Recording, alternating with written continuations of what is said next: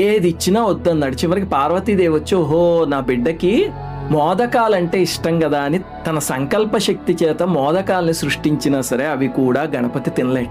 అప్పుడు ఈశ్వరుడు అసహనంతో, ఏం కావాలి నాయనా నీకు అంటే, నీ తలపండు సమర్పించు అన్నాడు. తండ్రి శిరస్సు కోరడం ఏమిటి? అప్పుడు ఈశ్వరుడు ఇందులో ఏదో మర్మం ఉంది అని ధ్యానంలో అంతర్ముఖుడయ్యి దోసిలు ఇలా పట్టేసరికి ఆయన శిరస్సు నుంచి ఒక నున్నగా గుండ్రంగా ఉన్న పదార్థం వచ్చి ఆయన చేతుల్లో పడింది. పరమేశ్వరుడికి 3 కళ్ళు కదా, మనం వందే సూర్య శశాంకవహ్ని నయనం వందే ముకుంద ప్రియం అని పూజిస్తాము. సూర్యుడు చంద్రుడు అగ్ని ఆయన కళ్ళు కదా, అవి 3 కూడా పదార్థం పైన 3 కళ్ళ కింద ఏర్పడ్డాయి. లక్ష్మీనారాయణుల శక్తి అందులోకి ప్రవేశించి స్థాపితమైంది. శివుడి తలపైనున్న గంగమ్మ జల రూపంలో అందులోకి ప్రవేశించింది. పార్వతీదేవి శాకంబరీదేవి స్వరూపంలో తెల్లగా తినే పదార్థంగా మారి